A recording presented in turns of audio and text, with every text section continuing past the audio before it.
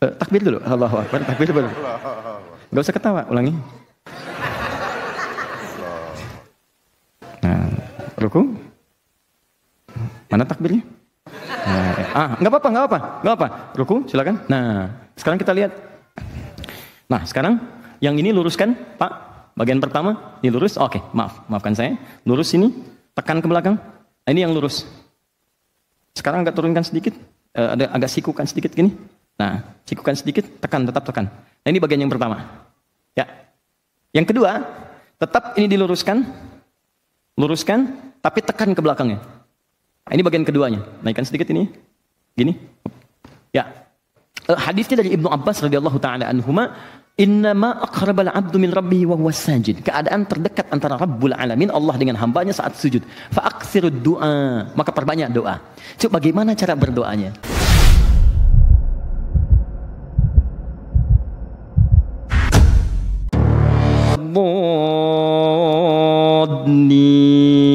Amin. Jeda sebentar. Berikan kesempatan walaupun cuma 3 ayat sampai Ar-Rahmanir Rahim. Karena surat terpendek dalam Al-Quran itu 3 ayat. Al-Kautsar. Inna a'tainakal kautsar. Fasholli rabbika wanhar. Inna syani'aka huwal. Kalau sudah baca 3 ayat cukup. Tapi kalau imamnya sudah ruku, ini takbir langsung ruku. Jelas? Nah, kalau ini ikut ruku berarti sudah dapat 1 rakaat. Ya? Jelas ya? Tidak pakai tidak. Dapat 1 rakaat. Jadi begitu ini diikuti, ruku, dia sudah mendapatkan 1 rakaat. Misal, salatnya subuh. Begitu salat subuh, imam ruku. Ini langsung ruku. Nah, ini sudah mendapatkan 1 rakaat. Jadi jangan menambah lagi, jangan terlampau soleh. Ya.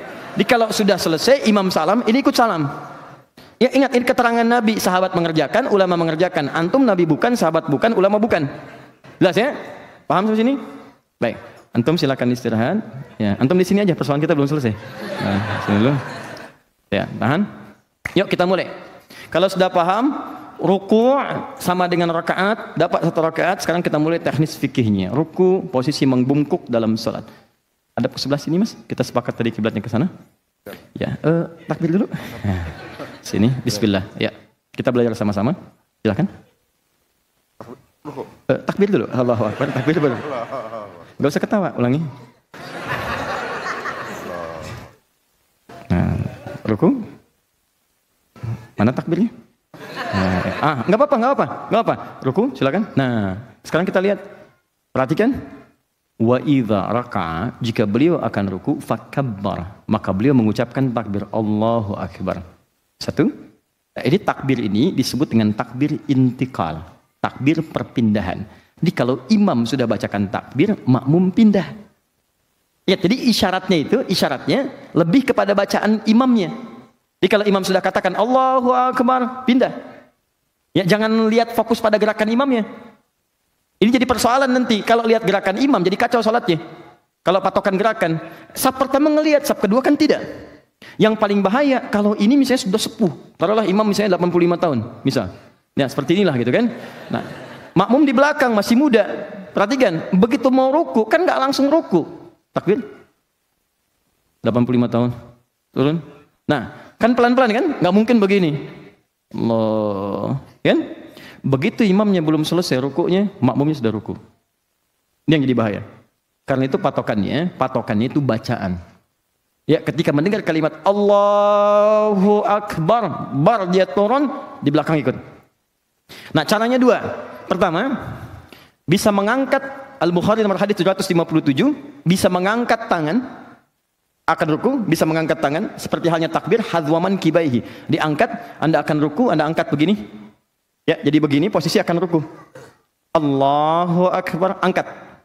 Mengangkat ini boleh sejajar dengan bahu di sini. Boleh sejajar dengan daun telinga di sini. An-Nasai. Ya, di sini.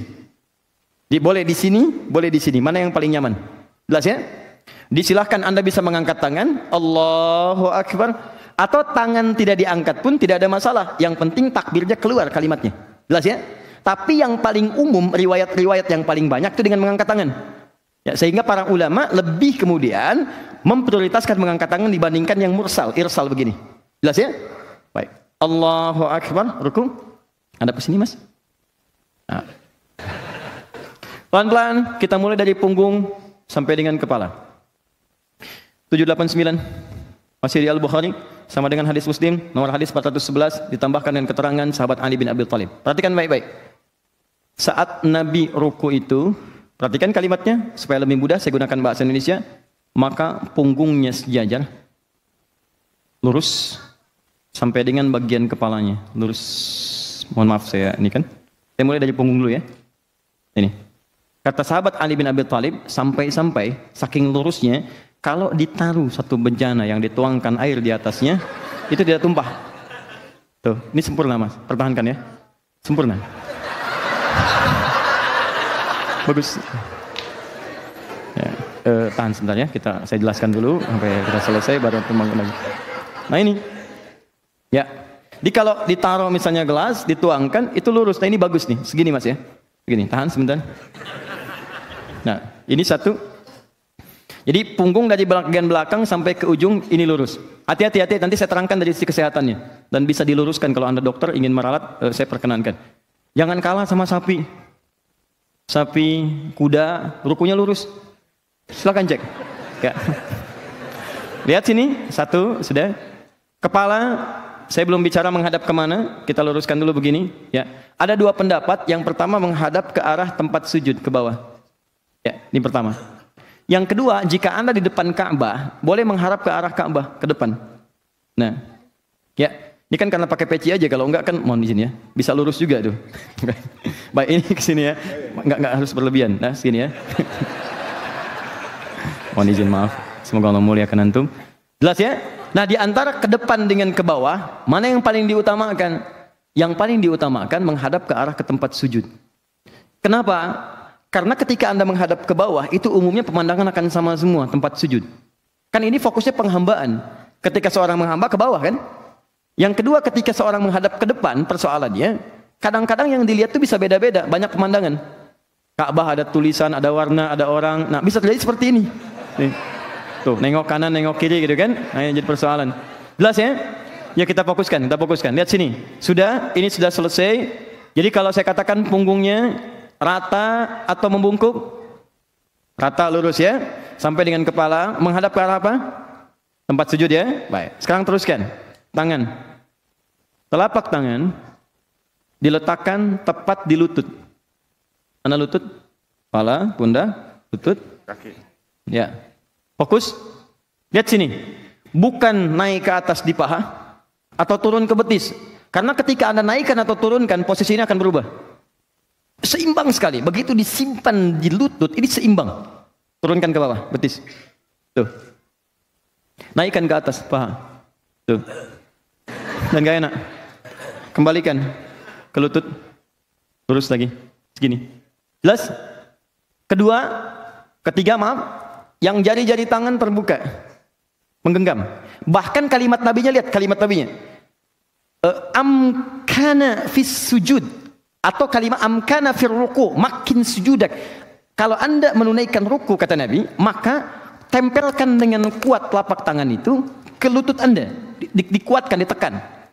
Jadi kalau orang rukunya benar, itu bagian belakang pasti tegang di sini. Lurus pasti. Ya, jadi ini ketarik nih. Jadi begitu ini ditekan, ini naik ke atas. Lurus. Itu kalau rukunya benar, ini pagal-pagal ini hilang. Pagal hilang, ini lurus, ini baik. Karena ini dipaksa naik gitu. Ini ditekan, ini naik ke atas. Semua otot diluruskan lagi. Kembali seperti semula. Ya, jelas sampai sini? Baik, kemudian lihat sini untuk sikunya ya. Ini tidak harus menekan langsung ke sini ya, tapi sedikit ke sini. Keluar sedikit supaya tidak memberikan beban yang berlebihan. Tahan. Naikkan lagi sedikit. Nah, segini ya, Mas ya. Fokus, lurus. Kemudian pandangan menghadap ke arah tempat sujud. Tangan menekan kemudian di lutut, letakkan jari di lutut dengan terbuka bukan tertutup, berikan tekanan ke bagian belakang. Jelas? Ini kita belum sempurna rukunya, baru turun ruku. Belum bacaannya. Jadi kalau belum posisi begini, jangan dulu baca. Jangan dulu baca. Bagaimana bisa baca tenang posisi belum sempurna? Ya, tenangkan dulu diri kita, kata Nabi sampai tenang dulu. Nanti habis tenang, habis enak, baru berdoa. Bukankah doa dalam keadaan tenang, nyaman kita sampaikan? Jadi kita belum sampai ke bacaannya. Jadi sampai di sini, tenangkan dulu keadaan rukunya, biarkan darah mengalir dengan baik. Setelah mengalir, setelah nyaman, baru berdoa. Apa doa yang kita bacakan dalam keadaan ruku itu? Bagaimana bisa mendapatkan kemuliaan apa yang dijanjikan? Itu yang kita bahas dalam pertemuan berikutnya insyaallah. Jazakumullah khair. Ya. Silahkan aja, udah selesai. Baik, saya berikan teman-teman sekalian 7 menit untuk Anda kalau ingin bertanya. Kalau tidak ada, saya bisa teruskan ke tadi 7 menit saya selesaikan. Ya, saya supaya konsisten kalau ada teman-teman ingin bertanya. Karena saya mau berhenti di jam 12, ya, dan saya bisa langsung pamit ke teman-teman sekalian. Ada pertanyaan? Silakan. Bismillah. Bagaimana hukumnya nangis pas sholat? Boleh? Banyak sahabat yang menangis. Ya, silakan. Banyak sahabat yang menangis dalam sholat, tidak ada masalah. Imam-imam Masjidil Haram ketika sholat terisak. Tapi nangisnya motifnya apa? Itu dia. Yang paling aneh kan begini, dibacakan ayat neraka biasa aja. Ayat surga malah nangis gitu kan. Nah, jadi motivasi nangis itu apa? Kalau motivasi nangis itu untuk mendapatkan kekhusyuan, ada kepasrahan, itu nggak ada masalah. Ya, bahkan memberikan kekhusyuan lebih pada jiwa kita. Itu sah hukumnya. Boleh. Boleh. Yang lain?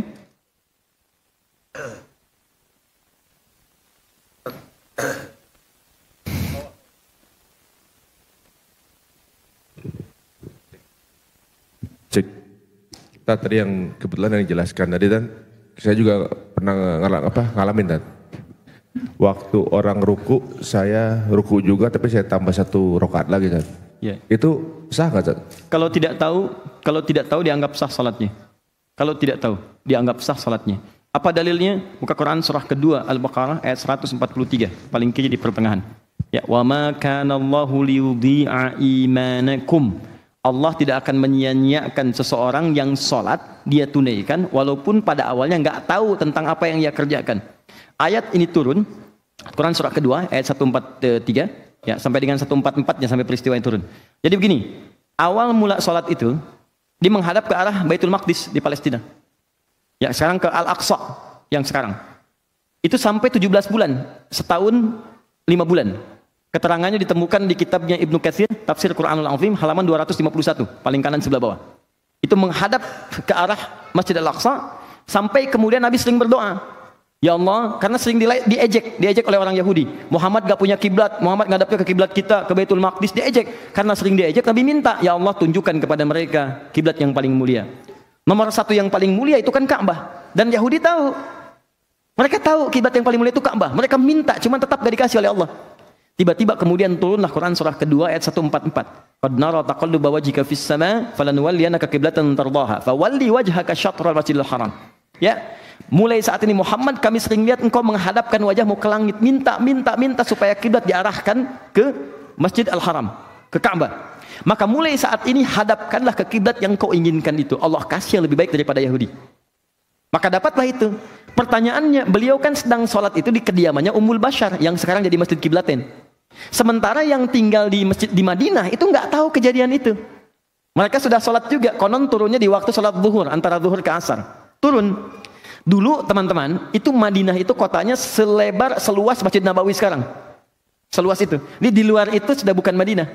Kuba bukan Madinah, Badar bukan Madinah, Uhud bukan Madinah. Sekarang ada perluasan. Jadi kalau ada peristiwa turun di Badar, yang di Madinah nggak tahu.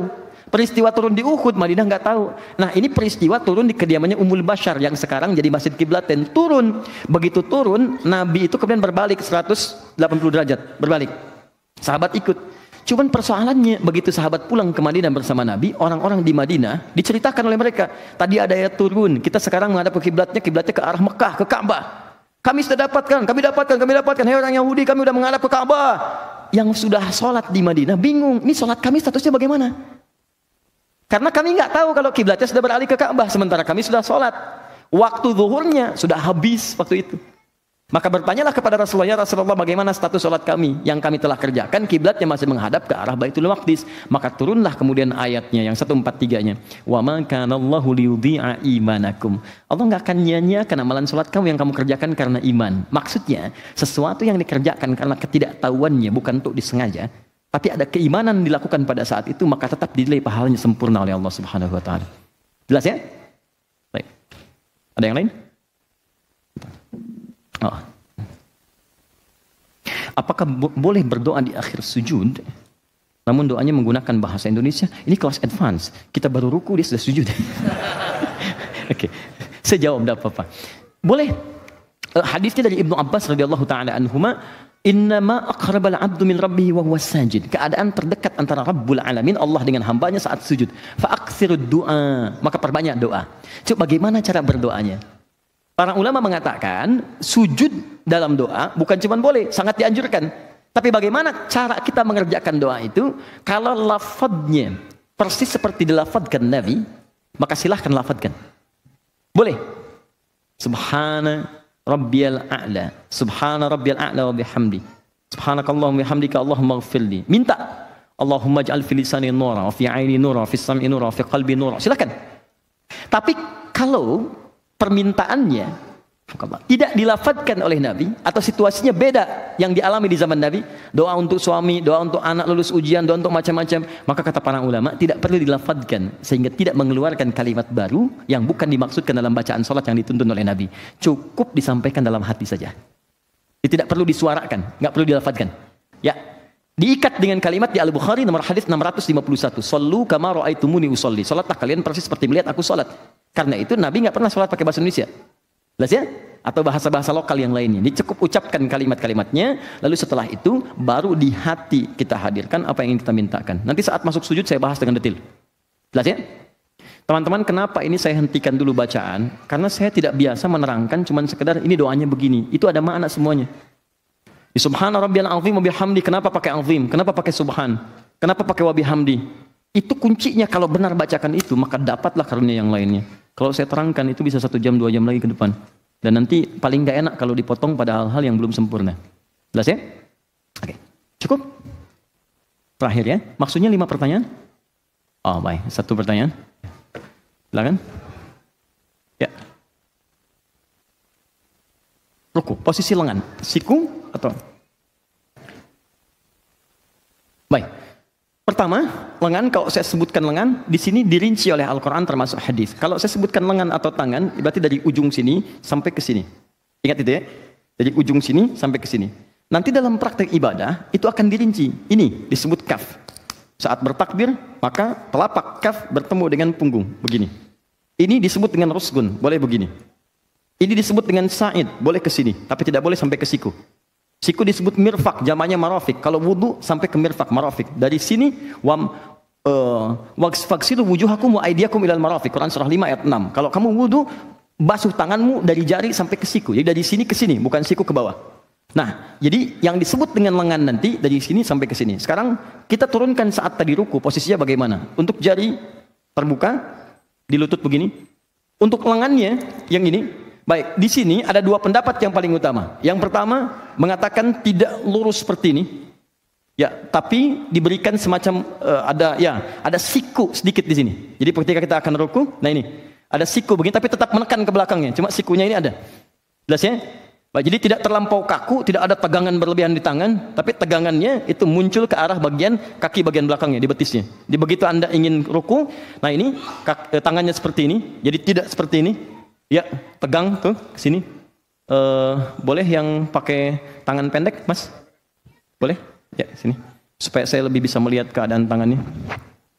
Saat ruku di sini. Mudah-mudahan terlihat. Silakan ruku. Sekarang luruskan dulu, Mas. Jangan bengkok begini, luruskan ini tangannya begini. Luruskan dan tekan sampai ke rukunya, ke lututnya. Saya perbaiki ya, mohon maaf ya. Naikkan sedikit. Segini, turunkan lagi ini, turunkan sedikit. Segini ya posisinya. Ini turunkan sedikit. Segini ya, baik. Mau dites? Ya, nah, seimbang kan? Nah, oke. Nah, sekarang yang ini luruskan, Pak. Bagian pertama, ini lurus. Oke, maafkan saya. Lurus sini, tekan ke belakang. Nah, ini yang lurus. Sekarang agak turunkan sedikit, agak sikukan sedikit gini. Nah, sikukan sedikit, tetap tekan. Nah, ini bagian yang pertama. Ya. Yang kedua, tetap ini diluruskan, tapi tekan ke belakangnya. Nah, ini bagian keduanya. Naikkan sedikit ini, gini. Ya. Nah, mana di antara 2 ini yang paling benar? Kata para ulama yang paling nyaman saja.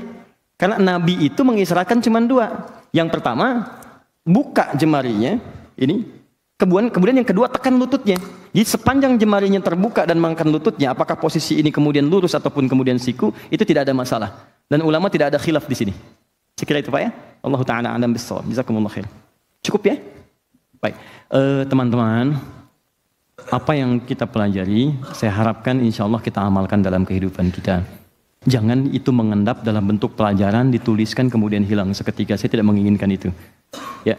Kalau Anda ingin seperti itu, Anda tidak usah mencari saya, cari guru lain untuk mengajarkan. Yang kedua, saya mohon Anda saling mendoakan satu dengan yang lain. Ajak teman-teman yang lain, doakan. Kalau kurang itu biasa, nggak ada yang sempurna. Cuma malaikat yang diciptakan sempurna, kita pasti berbuat salah. Ya, ajak yang lain. Ketiga, tolong jangan berselisih. Ya, jangan kemudian menghadirkan hal-hal yang bisa menghadirkan konflik dan sebagainya. Ini saya perhatikan, saya sedih sekali. Ya, ada yang kemudian saling bunuh, ada yang kemudian saling cela. Ada yang kemudian persaudaraan terputus, untuk apa gitu? Apa hanya karena pilpres yang cuma seketika saja kemudian silaturahim itu terputus? Tidak. Ya, kita hargai setiap orang punya pilihan masing-masing, tapi tetap kita kemudian hadirkan ukhuwah kebersamaan, dan mudah-mudahan semuanya masuk surga insya Allah. Ya? Baik, saya kira itu yang saya sampaikan, dan saya terbuka kalau Anda ingin ada masukan, silahkan sampaikan pada saya, dan saya dengan senang hati akan menangisi apa yang kurang yang mungkin pernah saya lakukan. Ya. Saya mohon maaf karena saya tidak diingatkan oleh teman-teman untuk membawakan silabus. Ya, tapi itu sudah jadi, insya Allah saya siapkan. Kalau mushaf sudah diambil, mushaf at-taisir sudah diambil, sudah ya. Nanti silahkan di-arrange saja masing-masing. Kalau kurang sampaikan saja. Nanti coba kita siapkan kembali. Ya, pertemuan berikutnya mushafnya dibawa. Nanti saya ajarkan sedikit-sedikit cara menghafal Quran dengan cepat, insya Allah. Ya, kemudian yang kedua, insya Allah di bagian berikutnya kita lebih banyak mendalami untuk praktikal bacaan itu. Nanti saya coba buatkan sinopsis apa yang kita pelajari supaya nanti teman-teman bisa jadi panduan dan bisa dipelajari kembali setelah kita selesai sesinya. Sekira itu ya. Baik. Allahumma taqabbal minna innaka antas samiul alim wa tub alaina innaka antat tawwabur rahim. Allahumma salli wa sallim wa barik ala nabiyyikal karim rasulikal mustafa al amin sayyidina Muhammadin wa ala alihi wa sahbihi ajma'in. Allahumma rabbana la tad'a lana fi maqamina hadza wa fi kulli maqamin dhanban illa ghafarta. Duhai Allah, jika ada di antara kami saat ini datang membawa lumuran dosa, maka mohon ya Rabb, jangan biarkan dia meninggalkan tempat ini kecuali Engkau telah ampuni segala dosa-dosanya. Allahumma wala hamman illa farajta, jika ada di antara kami datang membawa kegelisahan, jangan biarkan dia meninggalkan tempat ini kecuali Engkau telah tenangkan keadaan hatinya. Allahumma wala asiran illa yassarta, jika ada yang datang ke tempat ini membawa kesulitan dalam hidupnya, di rumah tangganya, pekerjaannya, kehidupan sosialnya, mohon jangan biarkan dia meninggalkan tempat ini kecuali Engkau telah ringankan beban kehidupannya, Engkau mudahkan segala urusannya. Allahumma la maridhan illa syafaita, duhai Allah, jika ada di antara kami, keluarga kami, kerabat kami yang tengah Engkau uji dengan penyakit seberat apapun, dengan ketulusan amalnya maka mohon angkat dan sembuhkan segala penyakitnya. Allahumma hdina ya Allah wa alif qulubana wa wahidna fi suffika ya arhamar rahimin. Ya Allah, berikan kami petunjuk yang dengan petunjuk itu kami istiqamah dalam beribadah kepadamu.